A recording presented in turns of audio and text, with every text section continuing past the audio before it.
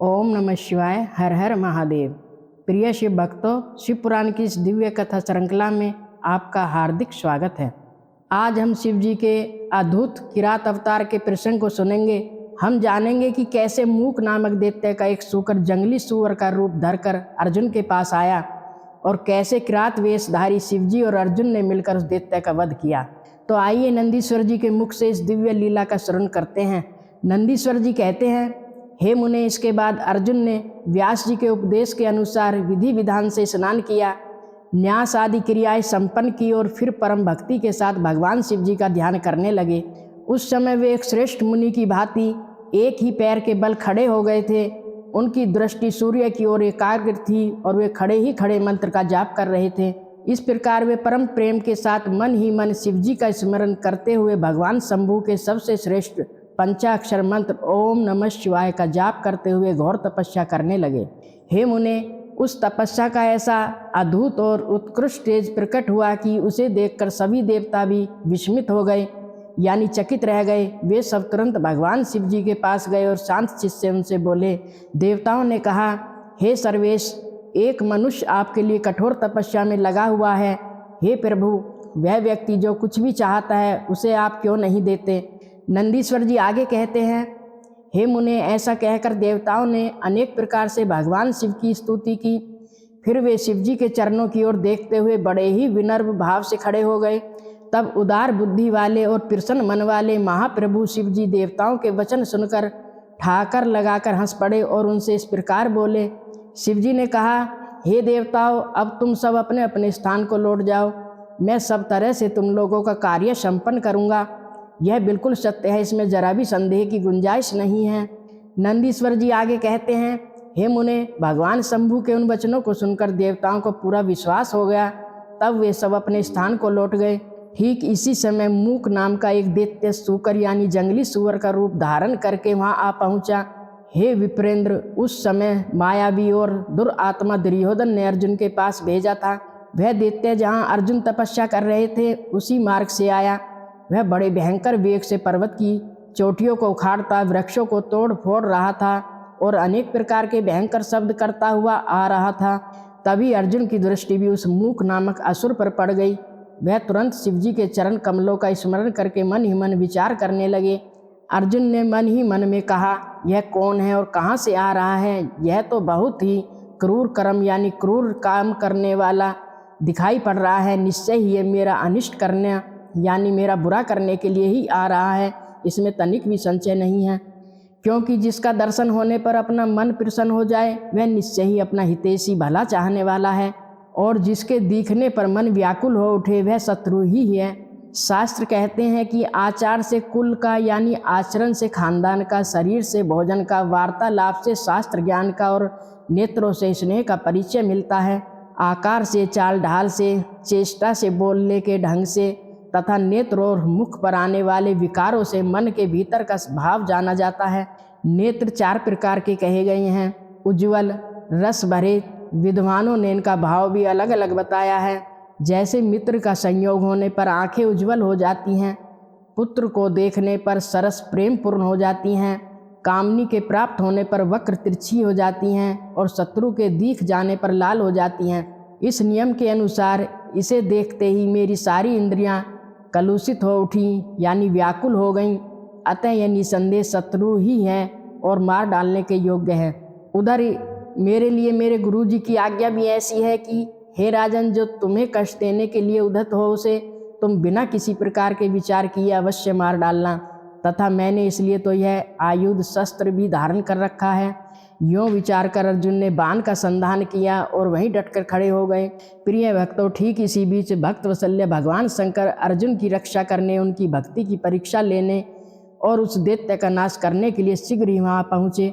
उस समय उनके साथ उनके गणों का समूह भी था और वे स्वयं एक महान, अद्भुत और सुरक्षित भील किरात का रूप धारण किए हुए थे। उन्होंने कांच बंधी हुई थी और वस्त्र के टुकड़ों से ईशान ध्वज बांध रखा था। उनके शरीर पर श्वेत धारियाँ चमक रही थी। पीठ पर बाणों से भरा हुआ तरकस बंधा था और वे स्वयं भी धनुष बाण धारण किए हुए थे। उनका गण समूह भी वैसी ही वेशभूषा में सजा हुआ था। इस प्रकार भगवान शिव स्वयं भीलराज भीलों के राजा बने हुए थे। वे सेनाध्यक्ष बनकर तरह तरह के शब्द करते हुए आगे बढ़े।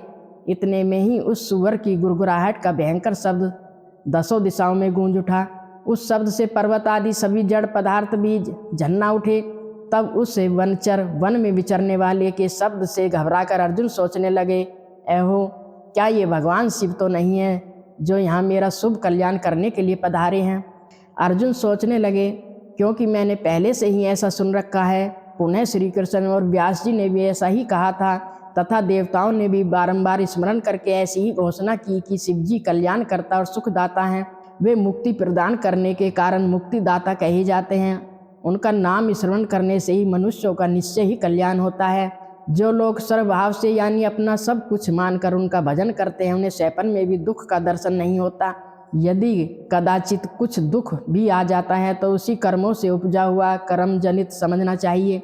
सो भी बहुत बड़े दुख की आशंका होने पर वह थोड़ा होकर ही टल जाता है, अथवा उसे विशेष रूप से प्रारब्ध का ही दोष मानना चाहिए। अथवा कभी कभी तो भगवान शंकर अपनी इच्छा से थोड़ा सा अधिक दुख भुगताकर फिर निसंदेह उसे दूर भी कर देते हैं। वे विष के अमृत और अमृत को विष बना देते हैं। इस प्रकार जैसी उनकी इच्छा होती है वैसा वे करते हैं। भला उस समर्थ प्रभु को कौन मना कर सकता है। अन्य प्राचीन भक्तों की भी ऐसी ही धारणा थी। अतः भावी भक्तों को सदा इसी विचार पर अपने मन को स्थिर रखना चाहिए।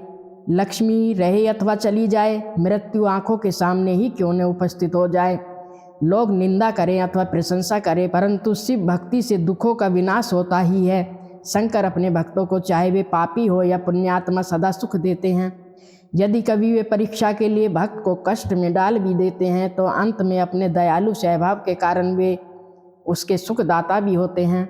फिर तो वह भक्त उसी प्रकार निर्मल हो जाता है जैसे आग में तपाया हुआ सोना शुद्ध हो जाता है।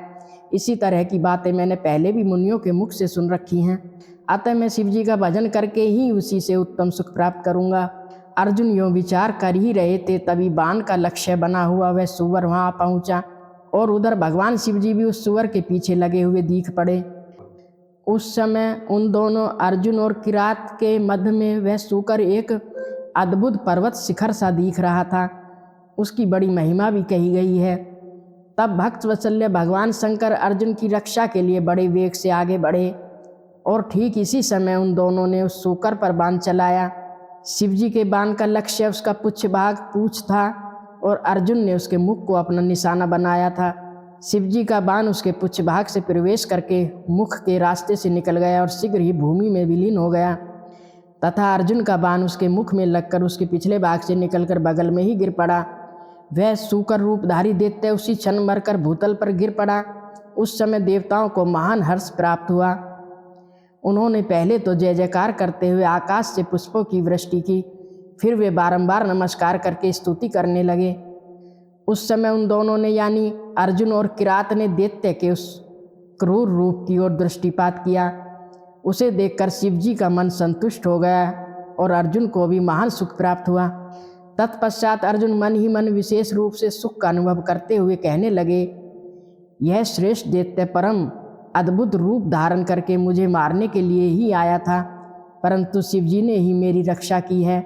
निसंदेह उन परमेश्वर ने ही आज इसे मारने के लिए मेरी बुद्धि को प्रेरित किया है। ऐसा विचार कर अर्जुन ने शिव नाम का संकीर्तन किया और फिर बारंबार उनके चरणों में प्रणाम करके उनकी स्तुति की। तो प्रिय शिव भक्तों, इस प्रकार आज हमने जाना कि कैसे अर्जुन की घोर तपस्या से देवता भी विस्मित हो गए और कैसे भगवान शिव ने उन्हें आश्वासन देकर लौटा दिया। हमने देखा कि कैसे दुर्योधन द्वारा भेजा गया मूक दैत्य एक भयंकर सुअर का रूप लेकर अर्जुन को मारने आया और कैसे ठीक उसी समय भगवान शंकर ने भी एक किरात का वेश धारण करके वहाँ लीला रची और अंत में अर्जुन और किरातवेशी शिव दोनों के बाणों से वह दैत्य मारा गया। तो शिव भक्तों, कथा यहाँ समाप्त नहीं होती है। दोनों ने ही एक ही सुअर पर बाण चलाया था। अब इसका श्रेय किसे मिलेगा? अर्जुन और किरात के बीच अब क्या होगा? क्या अर्जुन पहचान पाएंगे कि ये भीलराज स्वयं महादेव हैं? यह जानने के लिए शिव पुराण की इस दिव्य कथा श्रृंखला में हमारे साथ बने रहिए। अगले अध्याय में हम भगवान शिव और अर्जुन के बीच हुए अद्भुत संवाद और युद्ध की लीला का श्रवण करेंगे। तब तक के लिए हर हर महादेव। ओम नमः शिवाय।